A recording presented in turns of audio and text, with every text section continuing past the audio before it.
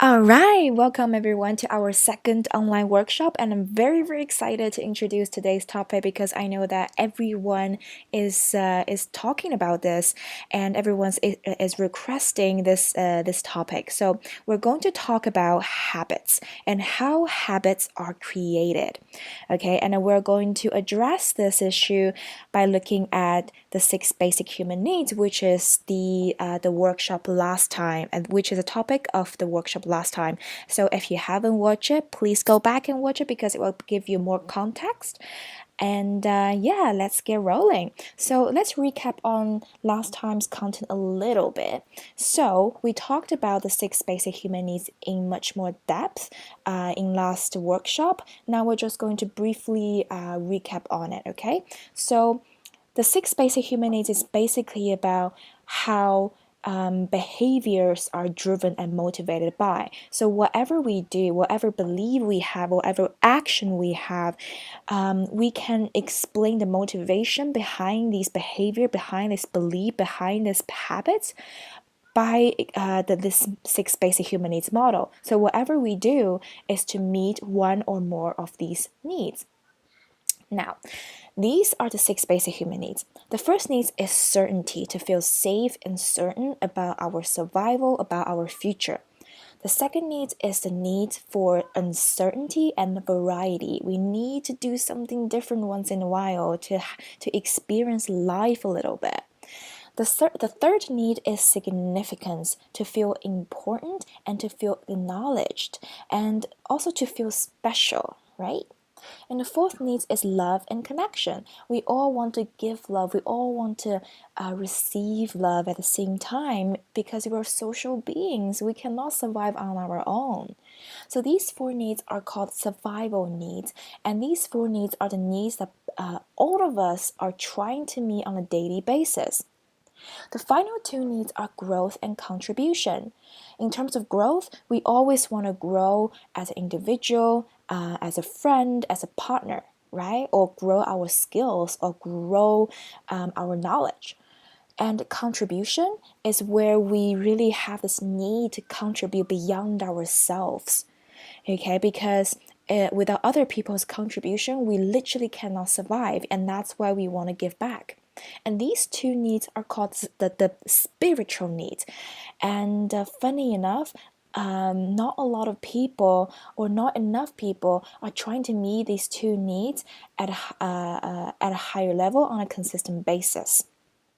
So this is the six basic human needs, and every human behavior is driven by one or more of these needs. So before we get into how habits are formed, let's consider a more fundamental question, which is, even if we have the same six basic human needs, then why are we so different?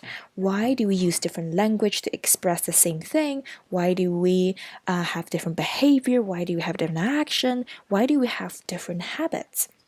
Well, the answer is pretty straightforward and simple. It's because even if we have the same needs, we use different method, different ways, different behavior, different belief to achieve it. We can use positive, neutral, or negative way to meet the same six basic human needs. So, for example, if a lot of people want success, right? They want to achieve success in their life. They want to feel significant. But there are many different ways to achieve success, right? So some people might achieve success by contribution, by going beyond themselves, by sacrificing their own needs to meet other people's needs. So these people are achieve success by contribution. However, another group of people might achieve success by manipulation, by bringing other people down. And the financial crisis in 2008 can really explained by this. So it's the same thing with six basic human needs. Even if we have the same six needs, we use different method, different means to achieve these needs. So let's do an exercise together, okay? So let's think about what are some of the positive way and the negative way to meet the needs of certainty. So here are some examples. Healthy eating, exercising, cleaning and organizing, planning. right? So these are the positive way to feel certain about our health, about our physical strength, about our environment, and about our future. What about some negative ways to meet the needs of certainty? Here are some examples: binge eating, controlling, not taking any risks, and negative labeling. So a lot of people are afraid of getting outside of the comfort zone. It's because in the comfort zone, you're completely comfortable, right? However, they don't really achieve much because all the magic happens outside of the comfort zone. And that's why it is a very negative way to meet the needs of certainty. What about variety and uncertainty? How have we met these needs in positive or negative ways? Here are some examples. Try new things, working on different projects, taking holidays, or taking a new hobby or learn a new language, right? These are all very positive ways to not only bring some variety in your life, but also grow yourself. What about some negative ways to meet the needs of uncertainty and variety? Go home with strangers. Very, very high degree of uncertainty. Breaking the law. Gambling. Starting a fight. Now, I'm not saying that gambling is bad, but excessive gambling is extremely negative. Okay? And in most cases, the reason why people are meeting these needs in negative ways is because they cannot figure out a positive way to meet these needs. Okay? What about significance? What are some examples? In positive way, you can use, hard work, building up confidence, being the best of what you do, or teaching. These are very positive ways to feel significant about your work, about yourself, about your environment, about your life. What about some negative ways to meet the needs of significance? Bullying. This is a huge, huge problem in a lot of high schools, right? But and as I said, all the bullies, they feel very insignificant in their own life, maybe in their family, that they need to bully others to feel significant. Showing off, criticizing. There's so many vicious criticism on the internet, even no matter how positive or how helpful the video or the content might be, right? There's if you see any video gone viral, there's always someone who's extremely negative and nasty about the video. And most likely it's because they don't feel significant in their own life. They have to be a vicious criticizer on the internet to feel a little bit of significance. The example will be gossiping, right? So these are some ways to meet the needs of significance in positive and negative ways. And it's very, very interesting to see. Now, what about love and connection? Some positive examples: care for others, self-love, building meaningful relationship, compliment other people, doing sports. You can build a relationship through doing these things easily. Now, what about negative ways to meet the needs of connection and love? Believe me, there are. Example will be like self-pity, depression, infidelity, playing the victim, right? To win other people's sympathy. These are all negative ways to meet the needs of love and connection. Now, how about you? So in your handout, there is a section I'm going to show you guys. So in your handouts, you can see there's a section of the exercise that you need to fill in, okay? So in this section, it asks, how about you? How have you met your needs? So think about different ways that you've been meeting these 4 needs in positive and negative ways. And this is really the starting point of you figuring out your, or being conscious towards how you have met your needs in positive and negative ways, okay? Now let's go back to the presentation. Now let's talk about why we're addicted to certain behavior. And sometimes that's a habit. Why are we addicted to certain habits? It's because if a behavior, an action, or a habit can meet 3 to 4 needs at a very, very high level, then we will be addicted to that behavior, to that belief.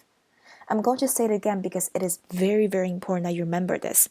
If a behavior can meet 3 to 4 needs at a very high level, you will be addicted to that behavior. Okay? Now, let's take a look at an example. So a lot of you guys has told me that you are struggling with procrastination, right? So let's take a look at procrastination. So what are some of the needs are being met by procrastinating? Okay, and by answering this, you can understand why you are addicted to this behavior. So by procrastinating, you can meet the needs of certainty, right? You will feel why? You will feel certain that you don't have to do the task that is boring or too hard or too easy for you, right? You are certain that you don't have to deal with it. What about uncertainty? Of course, there's so many different ways to procrastinate, right? You can go out, you can chat with friends, you can go on social media, you can go for a movie, you can watch a TV show, right? What about connection? Let me tell you, procrastinators connect with procrastinators, okay? You can feel connected with people who are procrastinating. I'm telling you, there's a lot of people procrastinating, not only in uni, but also beyond that. So you have more chances of connecting with other people if you procrastinate. And that's why sometimes we're addicted to procrastination. Now let's take a look at a more extreme example. What about violence? Why are some of the people are so addicted to being violent? What are some needs that are being met here at a high level? Certainty? Yes, they can feel certain about their action, right? When they're being violent, when they're pointing a gun at someone else's head, they can feel certain that their life is in their own hands, right? What about uncertainty? Again, there's so many different ways to be violent, and you will never know how it will end up, right? What about significance? When a criminal is pointing a gun against a victim, he or she will feel very, very significant about himself, right? Because he has got complete attention from the victim. No matter what he asks, the victim will do. What about connection? Even if the criminal might have a very, very vicious and active relationship with his victim, it's still a connection, even if it's even if it's an active one. So by being violent, it can meet these 4 needs at a very, very high level, and that's why a lot of criminals will reoffend 6 months after they being released from prison. This is sad, but it is true. If we don't show them a different way to meet the needs to meet these 4 needs in a more positive way, they will reoffend for sure. And if you see, most of criminals are from the bottom of the society, right? They feel so uncertain, they feel so insignificant, they feel so isolated, then they need to take extreme measure, they need to take vicious weapon against other people to meet these 4 basic human needs. So we really need to be careful of how we approach these needs and what kind of ways are we meeting these needs. Okay? Now here's the question. What is missing in this picture? Right? Why would you like to correct your bad behavior? And also, are these behavior fulfilling or make you happy? So when you procrastinate, does it give you long-term happiness or long-term fulfillment? No, it doesn't. And what's missing in this picture? So we talked about the 6 basic human needs. There are 6 needs. Which 2 needs are missing? That is growth and contribution, isn't it? And funny enough, to me, the needs of growth and contribution is almost the only way that can guarantee long-term happiness and fulfillment. And if you can find a way to meet these 2 needs on a daily basis, the rest of 4 needs will be met automatically. I'm going to say it again because I want you to remember this. So if you find a way to meet the needs of growth and contribution, then the rest of the 4 needs will be met automatically. So if you find a way to meet the needs of growth and contribution, even if you don't have much, even if you don't have a lot of money, a lot of friendship, a lot of material stuff, you will still feel happy because you've grown as a person and you've contributed, right? And this is why I'm so addicted to helping other people.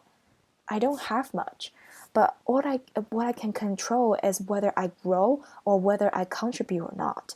And that's why I'm addicted to helping other people.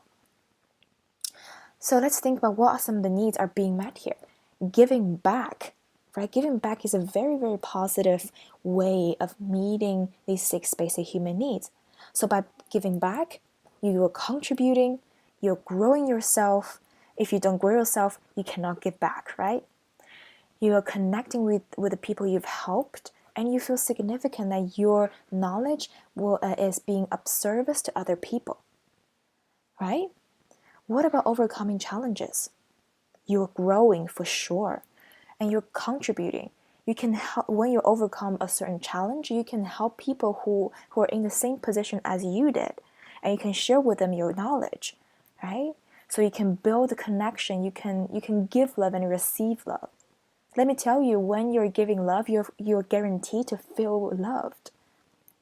And significance, you feel significant, significant about yourself because you've overcome a challenge, you've grown, you've contributed, you're connected, right? So this is why a lot of athletes or a lot of successful people are addicted to bring on bigger projects or bring on different challenges for themselves to overcome it. Now, what about you?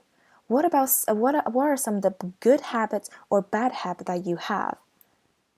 And what are some needs are being met here? Okay, and this is really the important homework for you for this session, which is to think about what are some needs are being met through this habit. Okay, and being completely honest with yourself, because it is very much about self-awareness. When you're aware that when you're doing these things and your needs are being met in a certain way, you can slowly start to influence it. And in next workshop, I'm going to show you guys how to do that, how to correct a behavior and how to replace a bad behavior. Okay, so thank you so much for tuning in. And I will see you guys next week. And don't forget to do this homework, because I guarantee you can really, really benefit from this workshop and if you do the work. All right, I'll see you next time. Bye-bye.